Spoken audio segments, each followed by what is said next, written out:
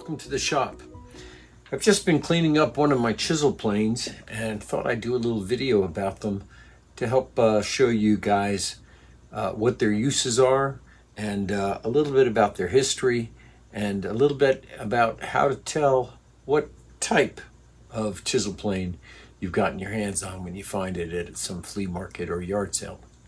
So glad you guys could join me here, and let me get. So we're all pretty familiar with a classic Bailey style smoothing plane, and most of these planes are just pretty simple and straightforward.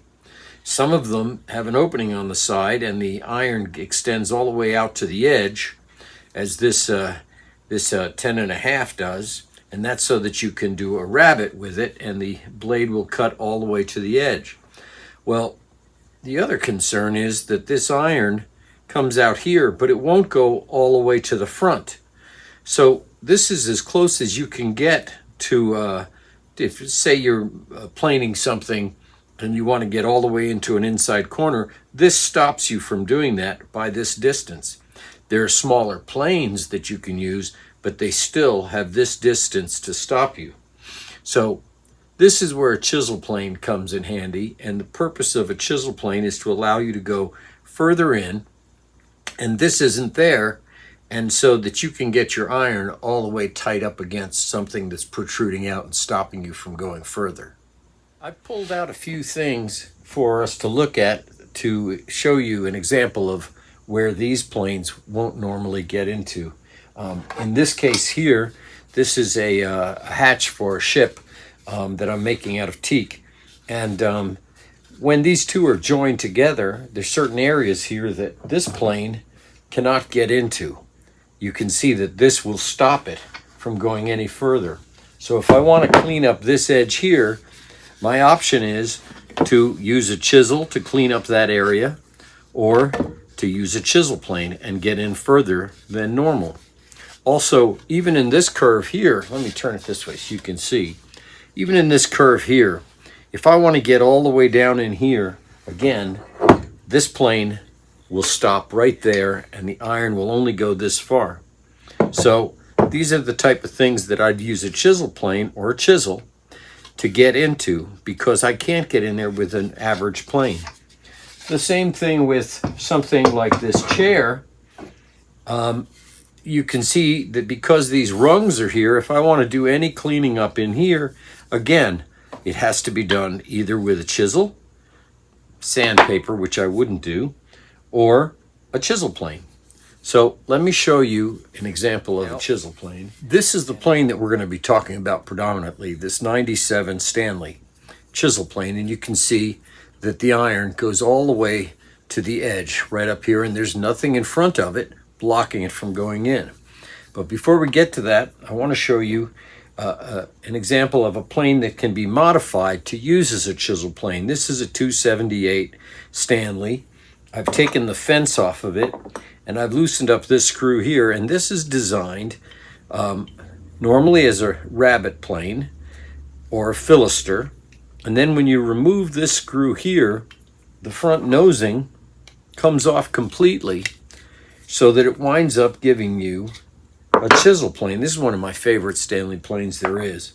But you see that the whole nose will come right off, and now your iron is exposed all the way to the front edge. So if you're using it, you can use it straight up against something. And I wind up using these a lot, oftentimes when I'm making windows or something like that, sashes where you have protrusions out and you can't just plane across. You can come in with this and clean it up.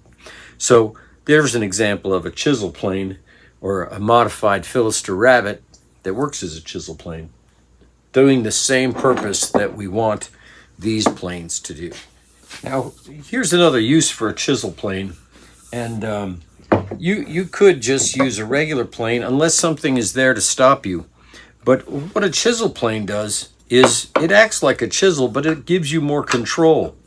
If I wanted to cut something and shear it off like that, I can use a regular chisel flat like this and be able to come across and work it that way. And because it has some length here, it gives me control. If I were to take it this way, with the bevel down, I would have no control over the cut that I get. So it would not behoove me to use this if I really want this plug here to be flush. And in this case, I can't get this down. So I can use a chisel that has a bent neck and use that the same way. And because this is long and flat here, I can use that to give me some control over what I'm cutting. Now in this case, I'm just doing some plugs. I'll do one here too, and show you how the chisel plane works the same way as what we just had. And I want to flush this out. I don't want to dig in, and I can use the chisel plane to come across, and it gives me a nice flush surface. And the control on it is really nice because you get more of a smoothing cut rather than a paring cut. Whereas in these, when you come across here, you tend to dig in, or you tend to shove a wedge through here and not cut. And so it can dig in a little deeper, or it can leave you with a surface that's not exactly flush with this one. So that is where a chisel plane would come in handy. But let me show you these two number 97 planes. So here are two Stanley number 97 chisel planes, otherwise known as a cabinet maker's edge plane. Now, what's fascinating about it is they look very similar, but there are slight differences. This one is much older. This one would be in Type 2, and these were, the Type 1 is started from 1905 on, and it had a different style cutter adjustment knob and the lever. Here you can see how long this is. The Type 1 had a shorter one where this came up further and this distance was less. So this is a Type 2. This one here is a Type 4. The Type 2 is 1907 to 1908, and the Type 4 would be 1922 to 1935. Big difference. Now, when we examine them closer, we'll see that certain things changed. When we put them side by side, the main body casting is not too different in length or width that you see, but these planes had an interesting feature that was detrimental to their survival.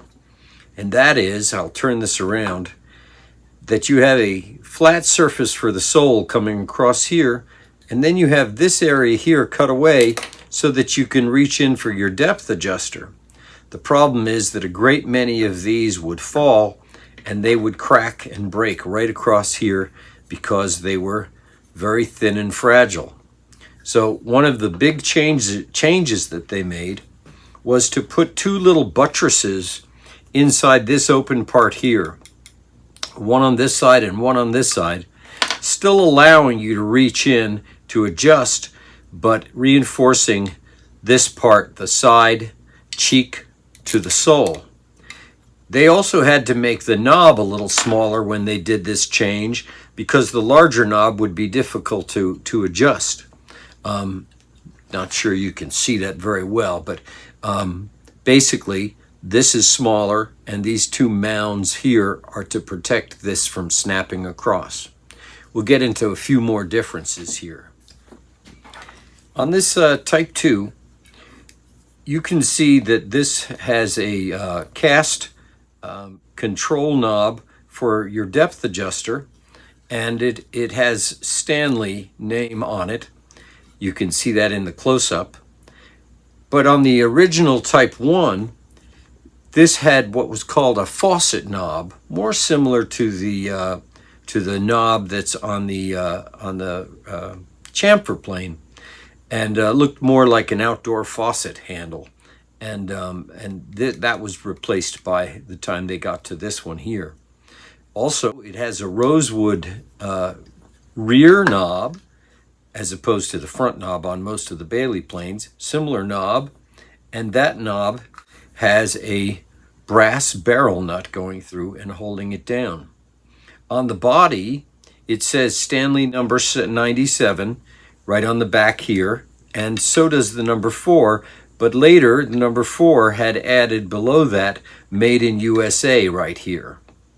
The front knob that holds the lever cap on, it has a Stanley, same way, embossed into it, whereas the newer one is just very smooth. That writing is gone.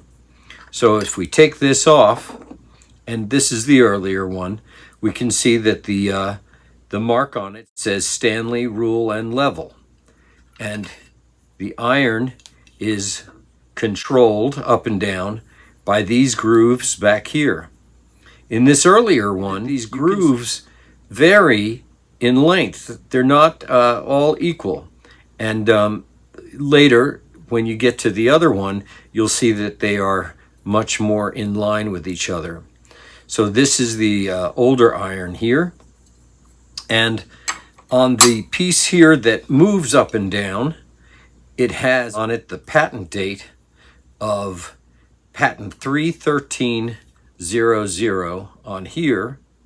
And on the bottom, it has a B casting mark. Also, the knob here has the Stanley name written in it, embossed in it, and on the back there is a B casting mark. Now, a lot of these, when people buy them, this is a rare one to be this old and not have any damage to this front edge. But many, many, many will get chips in this front edge, and that will really damage the value of them.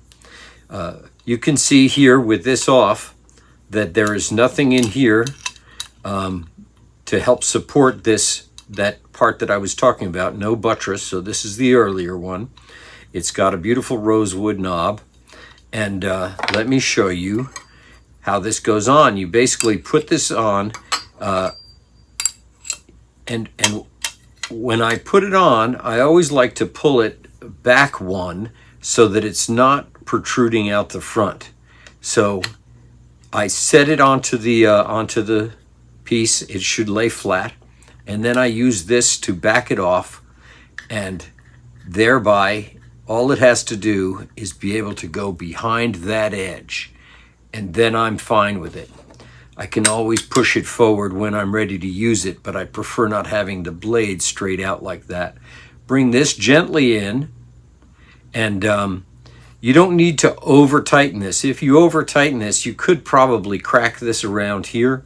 You really don't need to, because the iron cannot really move back because of the system that they have there. So lay it flat, and then you can adjust it forward to make some cut. So let's take apart the number 4 and see what the differences are. The number 4, as I said, doesn't have Stanley here. The chip breaker itself is the same size as the earlier one, but the earliest has this part here much shorter, so this would come further up and then in, and that was the type 1. Now, here on this iron, you can see that it has Stanley Sweetheart mark, Made in USA, and on the back, you can see that these are wider and they are much more even all the way up. So the machining got better by the time they were doing this one. On the adjuster, the patent is gone. There's no longer a B mark underneath it, and now these buttresses are here. So you see I can't put the pencil in here like this because there are these 2 mounds, one here and one here, and they protect this from breaking. The adjustment knob has Stanley and Made in USA engraved in the back or stamped in it, and the knurling is a double X pattern, so it's a little different than the other one. And again, it says Made in USA on it. The handle on it looks to me, rather than being rosewood at this point, looks to be mahogany, and has a plated screw through the top rather than the brass barrel nut. you can see a difference in those right there. A little smaller as well. So this is the number 4. And again, very lucky that this front edge has no chips in it. So there we have it. Edges, the side cheeks here. So there's a few little differences. I like the iron to be put on just back, and then I check the adjustment to make sure I can bring it further back so that that front edge is not hanging off. And now it has a little center mark there that I guess they used in the machine shop to reference where they were putting in that groove. Drop that in, run this in snug a little bit. Again, you don't need to do a lot. It's flush on the sides, and if it's flush on the sides and you've sharpened it properly, then it should be at a right angle. So with this in mind, I can then move this further down, move the iron down until it starts to cut. Tighten this up a little bit here.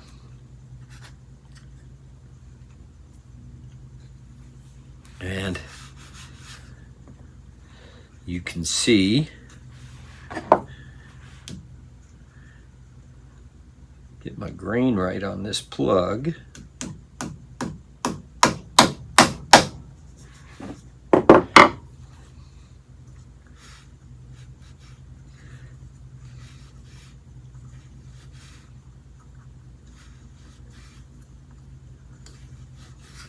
What I'm doing is I'm just snugging it up until it bites, until it takes a cut.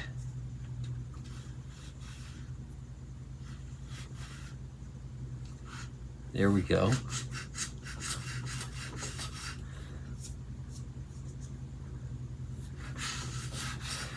And you can see what a nice controlled shaving I'm getting out of this plane.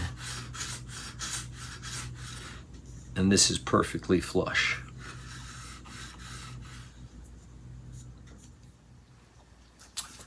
So let me go ahead and give credit now to Justice Strout for his 1900 endwise screw cutter adjustment.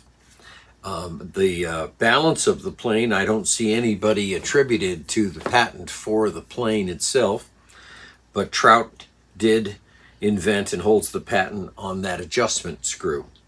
So there they are. These are the 297s. They're interesting planes.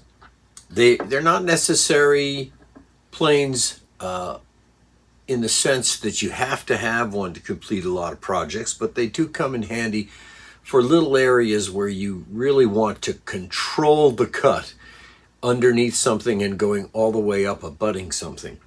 A chisel can get you a lot of what this will do, but you have less control. And basically this is a chisel being held captive by the rest of the plane and controlling that cut that you get when you go across. These are a larger size. There's a few other companies that are now making others of these that are smaller. Stanley didn't make that, but these are really handy tools to have. And I really love the older one without the buttresses, but like I say, it's a miracle that it even exists today. Somebody had taken good care of this plane long before I got it, and I continue to be very cautious about my use of it. The one that I have actually has such little wear to it that I suspect it really wasn't used a lot. So again, that goes to its usefulness. But they're interesting planes, fun to use, and they do work very well. So until the next time, I hope you guys take care of yourselves and enjoy yourselves, and go out and see if you find these somewhere. Play around with them and let me know what you think. Till then, everybody take care of yourselves, and I'll see you later.